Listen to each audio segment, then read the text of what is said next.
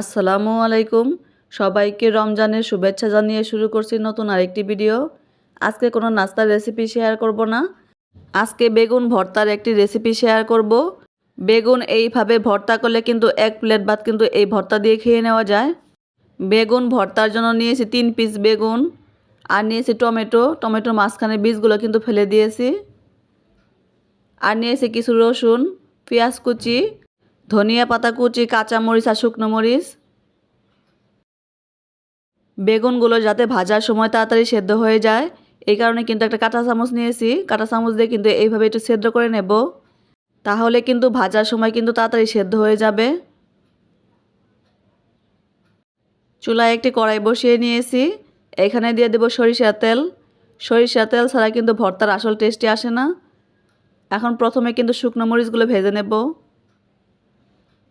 চুলার আঁচ কমিয়ে রেখে কিন্তু মরিচগুলো ভেজে নেব।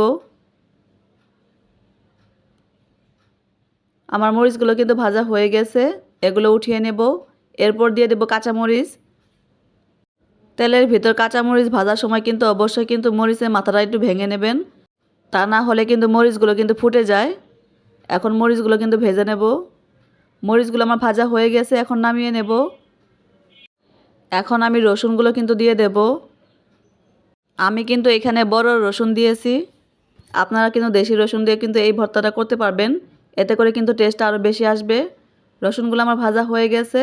রসুনগুলো সেদ্ধ হওয়া পর্যন্ত ভাজলেই কিন্তু হবে, ভেজে কিন্তু পুড়িয়ে ফেলার প্রয়োজন নাই। এই তেলের মধ্যেই কিন্তু আমি বেগুনগুলো দিয়ে দেব। বেগুনগুলো দেওয়ার পর কিন্তু উপর দিয়ে একটু লবণ ছিটিয়ে দেব, যাতে তাড়াতাড়ি বেগুনগুলো সেদ্ধ হয়ে যায়।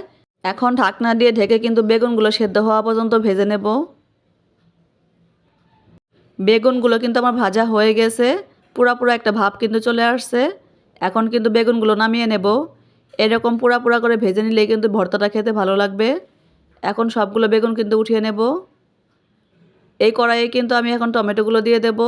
খুব বেশি তেলে কিন্তু ভাজবো না, একটু পুরা করে কিন্তু ভাজবো। টমেটোর উপরেও কিন্তু একটু লবণ ছিটিয়ে দেব। এখন ঢাকনা দিয়ে ঢেকে কিন্তু টমেটো সেদ্ধ হওয়া পর্যন্ত ভেজে নেব। টমেটোগুলো কিন্তু ভালো করে সেদ্ধ হয়ে গেছে, এখন কিন্তু এগুলো উঠিয়ে নেব। টমেটো উঠিয়ে নিয়ে টমেটো আর বেগুনগুলো কিন্তু একটু ঠান্ডা করে নেব, এগুলো কিন্তু অনেকটাই গরম আছে। টমেটো আর বেগুন কিন্তু একটু ঠান্ডা করে নিয়েছি।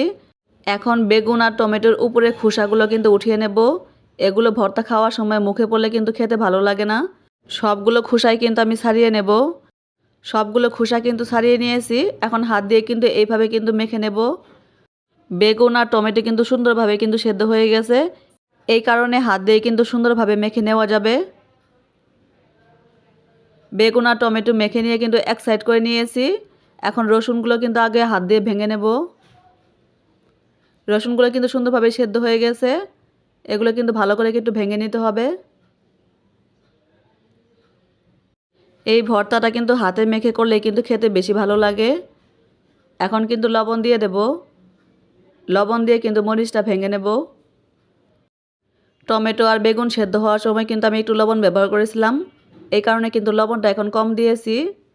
এই ভর্তা করার সময় কিন্তু আমি শুকনো মরিচ কাঁচামরিচ দুইটাই ব্যবহার করছি। আপনারা যদি শুকনো মরিচ খেতে না পারেন তাহলে কিন্তু শুধু কাঁচামরিচ দিয়ে কিন্তু ভর্তাটা করে নেবেন, তাতেও কিন্তু ভর্তাটা খেতে ভালোই লাগবে। এখন দিয়ে দেব পেঁয়াজ কুচি। একটু বেশি পরিমাণে কিন্তু আমি পেঁয়াজ ব্যবহার করব। কাঁচা পেঁয়াজ দিয়ে ভর্তাটা করলে কিন্তু খেতে বেশি ভালো লাগে। তবে যারা কাঁচা পেঁয়াজের ভর্তা খেতে পারেন না তারা কিন্তু এখানে ভাজা পেঁয়াজটা ব্যবহার করবেন। পেঁয়াজটা কিন্তু একটু ভালো করে সফট করে নিতে হবে। এখন দিয়ে দেব ধনিয়া পাতা কুচি। ধনিয়া পাতা কুচি দিয়ে কিন্তু ভালো করে মেখে নেব। এরপর দিয়ে দেব সরিষার তেল। সব কিছু কিন্তু আমি সরিষার তেলেই ভেজে নিয়েছি। এখন কাঁচা তেলটা কিন্তু একটু দিয়ে দিলাম, এতে করে কিন্তু ভর্তাটা খেতে ভালো লাগবে। এখন কিন্তু সব কিছু ভালো করে মিশিয়ে নেব। মিশিয়ে নিলে কিন্তু বেগুন ভর্তা একদম রেডি। এখন বেগুন ভর্তাটা কিন্তু একটু পরিবেশন করে নেব। পরিবেশন করা হয়ে গেছে। এইভাবে বেগুন ভর্তা করলে কিন্তু এক প্লেট ভাত কিন্তু এই বেগুন ভর্তা দিয়ে কিন্তু খেয়ে নেওয়া যায়।